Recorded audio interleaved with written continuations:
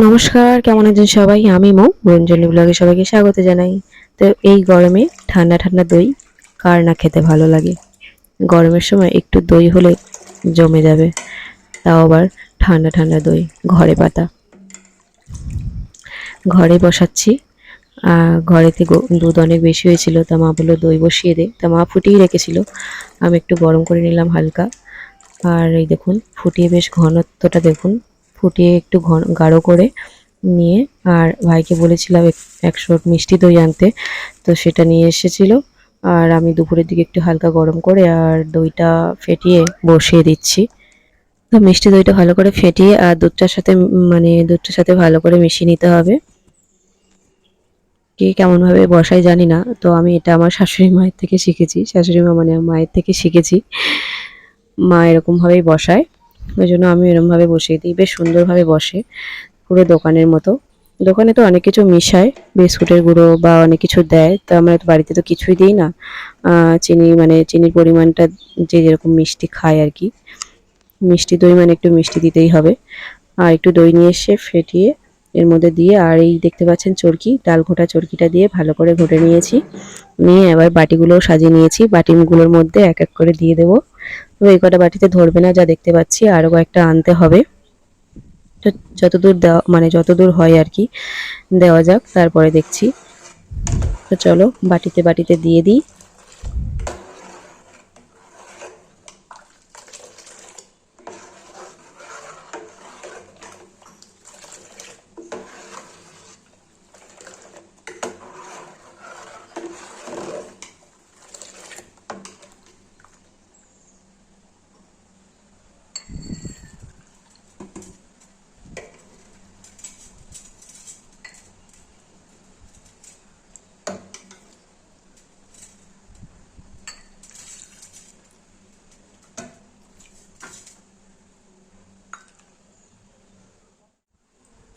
তো এখানে দেখুন সব বাটিতে যা বলেছিলাম এ কটা বাটিতে ধরবে না, তো আরও কিছু বাটি লাগবে আমার। তো ঘরে রয়েছে, আবার সেগুলো নিয়ে আসতে হবে ভালো করে পরিষ্কার করে, আর তার মধ্যে দিতে হবে। তো এখানে এগুলো দেওয়া হয়ে গিয়েছে, তো এগুলো ততক্ষণ বসিয়ে দিই। তো এই যে এরকমভাবে বসিয়ে দিচ্ছি, বাটিতে বাটিতে করে দেওয়া হয়, কারণ একসাথে অনেকটা দিলে আর সেই ডোটা ভাঙতে গেলে সবাই মিলে খেতে হবে। আর অনেকে খেতে চায়, অনেকে খেতে চায় না, মানে কারো খাওয়ার মুড থাকে, কারো খাওয়ার মুড থাকে না, এরকম একটা ব্যাপার। তো বাটিতে দিলে কি হয়, যার যখন ইচ্ছা হয় সে তখন একটা একটা করে বাটি নিয়ে নেয়। তো এই দেখুন এরকমভাবে পরপর দিয়ে বাটিগুলো থালা ঢাকা দিয়ে আর ভালো করে কাপড়গুলো ঢাকা দিয়েছি যাতে একটু বসে যায় ভালোভাবে। তো চলো সন্ধ্যাবেলা আবার দেখছি কেমনভাবে বসেছে।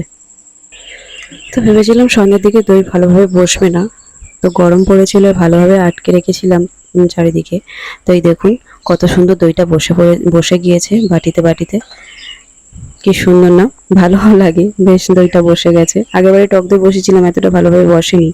তো এবারে মিষ্টি দইটা বসিয়ে দেখুন কি সুন্দর বসেছে। আগেবারে অবশ্য একটু দুধটা পাতলা হয়েছিল ফুটানো, তো এবার বেশ একটু ঘন করে ফুটানো হয়েছে। এই দেখুন কত সুন্দর হয়েছে, পড়ছে না একদম। তো সন্ধ্যাবেলায় দেখি পুরো বসে গিয়েছে, তো একটা আবার সব বাটিগুলো নিয়ে ফ্রিজের মধ্যে রাখলাম সব একটা একটা করে, না হলে নষ্ট হয়ে যাবে। ভাগ্যিস খুলেছিলাম, নাহলে নষ্ট হয়ে যেত বাইরে থাকলে। তো এই দেখুন কি সুন্দর বসে গিয়েছে দইটা, দেখতেও ভালো লাগে কোনো জিনিস সুন্দরভাবে হলে। তো চলো টাটা, সবাই ভালো থাকবেন, সুন্দর থাকবেন, আর কেমন লাগলো অবশ্যই জানাবেন।